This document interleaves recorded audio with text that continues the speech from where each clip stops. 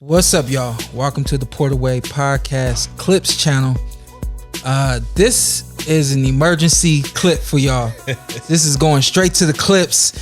And let me introduce my man right here to my right. I call him my dad's right hand man. This is Coach Larry Wade. Hello, everybody. Strength and conditioning coach for me and a number of other fighters, as well as athletes working over there at UNLV. Enough with the intros. He's trying to get right to the meat. We got to get right to it because this is going on the Clips channel and it's going on before the fight. Let me say this first of all. All right. You know, and y'all should know, I don't work for ESPN. Yes, we know. I don't work for Vasyl Lomachenko. Yes. I don't work for Teofimo Lopez. I love this fight. You know, this is I work for boxing. So tonight I'm doing this for boxing, and also we got special guest Coach Larry Wade, because we work a couple times a week, and whenever a big fight's on, usually our conversations a little bit more in depth. Right. You know me, I'm kind of like, don't call me, text me when you need me, and when we work, and we'll talk a little bit, but then we'll talk a little after, and I'll see you later. But with us just being a few days away from the fight, it seemed like yesterday's conversation was a little lengthy. Yeah, we started talking about it, and I felt like we needed to discuss it. Yeah, and I was like, you know what? Why don't you just come on over to the house and we'll get you on real quick. Yeah, this is what you're going to see, somewhat of a verbal spar, just so you guys know, because we're on different sides for this fight. Yeah, so I mean, hey, it's a great fight. Let's say that. Can we start there? I'm going to say yes, because it's such a matchup, and I don't know if any true matchmakers did it. I think it kind of just evolved on its own. And so now that it's here, you got this young guy full of excitement, full of talent, full of power, full of agility, full of heart, and he's going against what they're already trying to call a legend. He is a legend. You know, because I have to say that, man. He's a legend, man. He's a legend in the making. Okay, I'm willing. We don't coin him that until it's over. But I really do think he's a legend in the making. And even just watching some of the things he does with the reflexes that he does with the lights, some strength work that he's doing with bells and rings and things like that. I'm like, dude really is on another level. Well, clearly, I mean, he's a world champion. Let's be clear. I mean, both of these guys are world champions. A lot of times in the sport of boxing, we don't always get the opportunity to see the best fight the best, and we look forward to it. I was going to start somewhere else, but I'm going to start with the experience. I think this is the telltale of tales when you talk experience in this fight here we have with Lomachenko and Lopez. Okay, let's talk about that, because I have something for you. I feel the experience is very evident, and it's going to show up in a major way, and we're going to really find out that the experience that Lomachenko has is going to trump everything that Lopez has in his arsenal. Well, let's talk about this. My man Mike Tyson once said, everybody has a plan until they get punched in the face. Hey, experience cannot protect you. Mike said that from about overhand right hand. Mike, I think Mike was speaking for the sport of boxing and maybe even for life in general. Right. But everybody's different. Yes, no question. But let's start. Some people do got plans, and they like, hey, I got hit, but it is what it is. Well, okay, so let's talk about that. See, we're already talking about power. That was where I was going to go first. Are we there? Are we at power already? I think we're going to jump off all around with this. That's fine, but I don't think we touched enough on the experience. Okay, well, let's talk about experience, because let's go to other fights. Even though I respect Lomachenko, he's had a great amateur career, one of the best, and I love his style. So I also think he's amazing. I'm a fan of both. In saying that, 2-time gold medalist in 2 different weight classes. Yes. I mean, listen. That alone. No one's taking that away from him. But wasn't that the amateurs? It was. And we spoke on that yesterday. And I thought for sure we both agreed that the amateurs are just that. I said amateurs. And that's what I said. And as professional, style makes fights. These are words that came out of your mouth. That's true. So the point I'm making in this is I've seen fights and fighters who've had more experience. And now I'm just going to refer to my own experience and knowledge in this area. You fought Andre Berto. Would you say Andre Berto has more experience than you? Nope. And why not? because I don't remember what his record was at that point in time, but I know that to the point that he and I had fought, I had been in the ring with more champions. I had been in the ring with younger fighters, guys who could take me to different places that you got to go to in order to acquire that experience. Okay, so let's say and Lomachenko's done that. Is it fair to say that Berto had belts before you even got your first belt? Oh, for sure. Okay, so he's had to go through a few trials and errors to figure out if he's champion. When you guys lined up, and I love Berto, he's a great guy, so I'm not bashing him. When y'all lined up, that fight didn't end up in his favor, even though it could be said that he had more experience than you. So the power proved the power. Okay, so let's move to the power. That's what we're talking about. Let me ask you the power. No, we can't ask me. You gonna no. This is my show, so I'm gonna ask the questions. It's my show, so I'm gonna ask the questions. I love this. No, I want to. This is me. I'm coming to you as an athlete now. Right. Now, but this is my show, so so I'm asking the questions. How do you measure the power? How do you measure power? Let's start there. How do you measure power? Well, let's talk about the true definition of and you don't have to, you don't really have to break it down all like that. I just want the people to understand in boxing, because this is a confused idea in boxing. Power is force times acceleration. That's what the true definition of power is. So you see a guy, he may not be that strong, meaning that he can't lift a lot of weights, things of that nature, but you'll see him deliver a hell of a punch, right? And you're like, man, he got pop. And the pop comes off of power, which is mainly tendon-based, right? When you're talking about power in the technical term of it, we're talking about the muscular force times acceleration. Pop and power are two totally different things. Now, pop is the tendon force. Yeah, it's the reflex of respond to it. Yeah, it's almost has like a delayed action. Yeah. But when it contacts you, it can hurt equally as bad as someone with a lot of power. So to your eye, when you look at Lopez and then you look at Lomachenko, you say Lopez has more force times acceleration. Yes. With muscular force times acceleration than Lomachenko does. Correct. Lomachenko has, let's start with him. His boxing skill set is amazing, right? He's very comfortable in the pocket. He can see the bullets coming. And he's not afraid. He's not going to run out. He's very comfortable being in there. And then he's very sharp shooting with his punches. But I think a lot of times when you got a young guy like Teofimo, he's not afraid to put it all on the line. Right. He ain't afraid to get in there and take some shots. And I know for a fact that I know this young man can take a punch. I've seen him take punches. Even in the round with you, sparring with you at an earlier age, getting ready for the Olympics. That was interesting what you said yesterday. Yeah, I've seen this young man. Tell the story just real quick. Well, so what happened when I first met this young man, Teofimo, he was getting ready for his Olympic berth in 2016. And he was helping Shawn Porter spar in camp. And then we put him in the last part of the sparring, the last 2 to 3 rounds. Let me cut you. I think that part is important. A lot of people would say, why are you sparring with a 130-pounder who's going for the Olympics? Right. We were at the end of camp, and that was at the point where we needed more speedy guys so that we could just get rounds in at that point. We wanted Shawn to react in the latter rounds when quote-unquote fatigue is supposed to be there the most, make him open up his eyes, respond, and have to address the speed.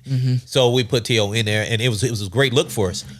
But here we are, Shawn, at this time, I think was a one-time champion. I don't think he's a 2-division champion yet. He wasn't 2-time champion yet.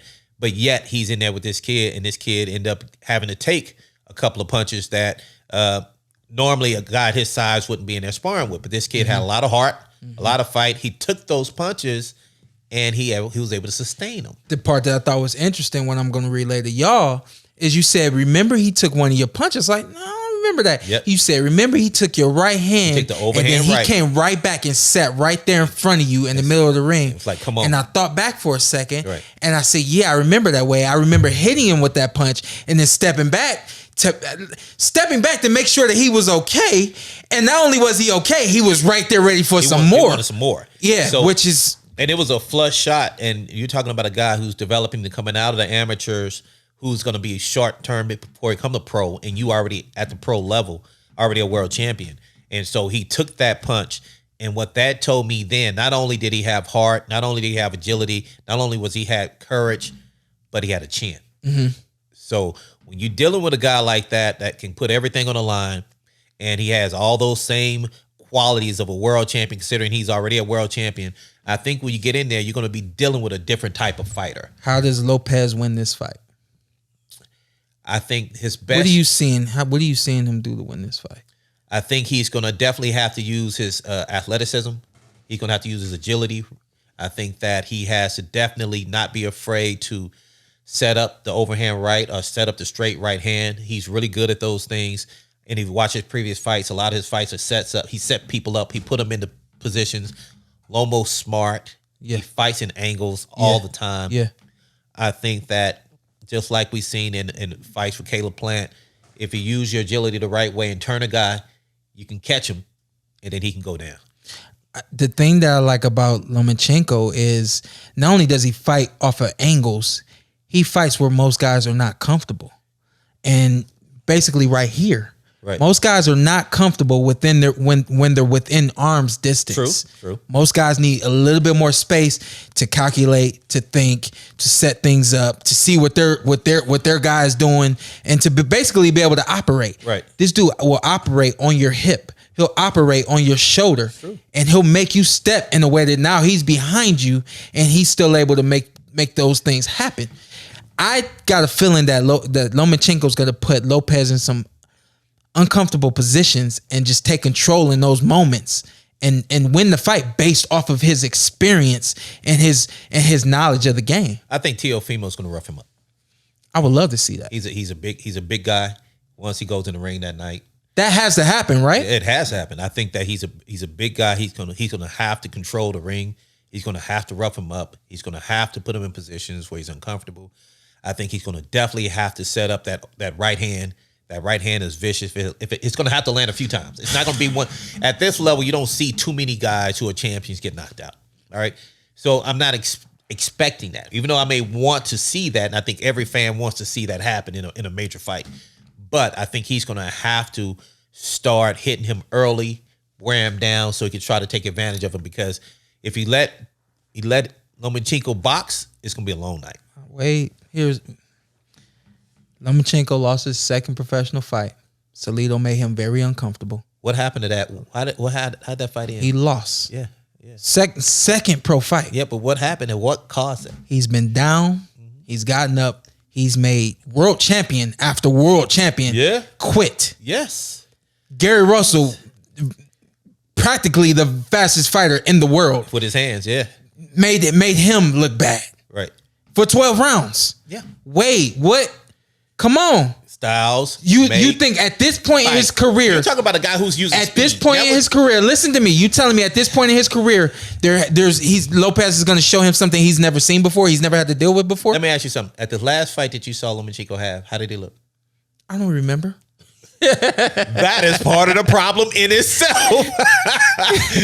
So listen, I'm not saying We cutting that fight. Make me look bad. now the last fight I couldn't even BS that. I was like, he actually did well, but he didn't look like the Lomachenko that we've seen in the past for whatever reason. Okay. Now, it could be that maybe he's comfortable, that he felt like, hey, I can beat these guys where I'm beating them. you an athlete. You know how it goes. Yeah, so- and it ain't but another track meet that comes up where you right back where you used to be. So what you trying to say? I don't know that to be true, but Not for you? Not for anybody. I'm not for You're gonna have to work for that, because it's not just the physical preparation, it's the mental preparation. If you don't have anybody in there consciously sharpening your mind, You gotta be stimulated. then you're not gonna motivate yourself to do the things at the level that may have got you there initially, because you've already proven yourself. This kid has nothing to lose. Think about it. I got answers for everything. Okay, Wait. well, let's think about this. But I love it. Like, I When you was love the young, fight. When you were young, I love the fight too. But when you were young and you just earned your first belt, and you get your first opportunity, what do you got to lose? Nothing. This kid is gonna go in there and put it all on the line because he ain't got nothing else. He ain't that far away from not having a But belt. there's a difference between putting everything on the line and winning and putting everything on the line and losing. You're saying he's willing to put everything on the line to get that. Yeah. That's what he's supposed to do. But come out on top. Okay, well, here's How the does he question. come This is out how you on know top? that he's biased in this conversation. What does Lomachenko have to do to lose? Okay, I could easy. In order and that's how you know. This is the point. This is the point. He's never even thought about the possibility of it happening. In his mind, it's never going to happen. You thought about losing before? You're not fighting. It ain't about us fighting. We're talking about somebody else fighting. I've looked at other people fight, and I've even seen other people run and say they're going to lose. We're talking about other people. We're talking about two other fighters. What does he have to do? You've already told me how you win. He's such an amazing boxer. We already know that. What does he have to do to lose the fight? I think it's the simple things. He has to not do some of the things that he does well. The stepping around, the punching in combination, the being able to catch a guy when he's not ready. Yep. Those simple things. Right. But if you're looking for something a little bit more in depth, it would be not being up and ready for the fight mentally the way he should be. But that's not going to happen. How do you know? Because a great question is everything that's happened in the lead up to this fight in terms of them fighting, Lopez fighting on the undercards of Lomachenko, right?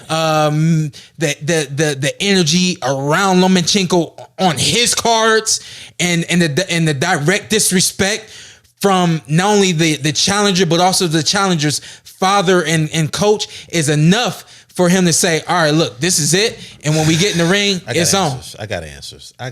Answer this. And because we got to get up out of here. So hurry up. Okay, let's talk about the disrespect and all that. Let's be clear. Adrian Brenagh, Shawn Porter. Everybody ain't me. Adrian Brenagh was definitely, somewhat aggressive in his speech to you and to Kenny Porter. No doubt. And in that being said, it ended up one way. Him losing the fight. The point I'm making in this whole scheme, it's not even about the parallel. Can I give you the parallel? Actually, let me hear it. I kept my mouth shut, right? Okay. Lomachenko kept his mouth shut, right? Okay. So the fire is fueled one way or another. The point that I'm making to you, to a guy like Lomachenko, it might fire him up. It very well may fire him up. But if you know this kid is only going to move the way he's been trained to move. Absolutely. You know this about this kid. Absolutely. To me, that's the most dangerous part of him in this fight. So you are saying, you said something to me earlier. Now you didn't let me address it, but I got to address it. You said Lomachenko likes to fight. He can stay within his arm's reach. What happens if he gets caught within arm's reach? He's gotten caught before. And it had that end. Yeah, he got up. Yeah. And he fought and made some adjustments and did what he had to do. And this is the point I'm making. This is what makes this fight so amazing. We all want see when you're a fan of both. Like I'm a fan of Lomachenko and I'm a fan of Teofimo. I'm a fan of both. That being said, I'm picking Teofimo for the main purpose of me supporting his youth, me supporting his agility, me supporting the fire and the heart that I know that he has because I've seen him in there with some real dogs and he fought. Even when he was young, he fought hard. He's a world champion, so he's earned the right to be respected. And last but not least, I'm going for Teo because I have a relationship with the guy. I don't know Lomachenko. I've never met the man.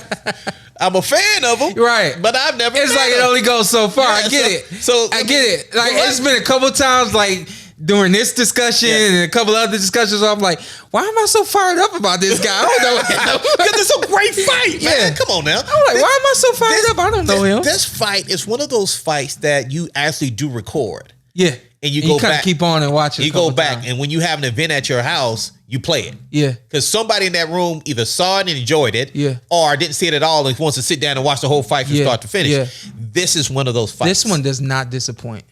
Can't. This one does not disappoint. I would have a hard time seeing how it could. Yeah. You got two guys who are world champions fighting on a card that is set up for them to be the highlight. Right. You got one guy who can knock you out randomly. You don't know when that's going to happen. Right. In Teo. Yeah. And then you got this quote unquote boxing mastermind in Lomachenko. Yeah. So you're going to get two totally different styles, two totally different ages, two totally different personalities, and a lot of fire, man. It's going to be a great fight, man. Yeah. Listen, I hope y'all enjoyed what y'all watched. Check us out. Subscribe. The Porterway Podcast Clips channel. Subscribe to this right here. We're going to get this up ASAP before the fight. Enjoy the fight. Leave your comments. We'll be there to answer some of those comments in the next show because I guarantee y'all this is not going to be a disappointment. Check the fight out Saturday night on ESPN. God bless y'all. Thank you, Wade. Thank you. Yeah. Don't tell me you didn't enjoy what you saw because I know you did. What you need to do now, hit that subscribe button, hit the like, hit that notification button. Check us out every week, every Tuesday. Something new for you right here on the Porterway Podcast.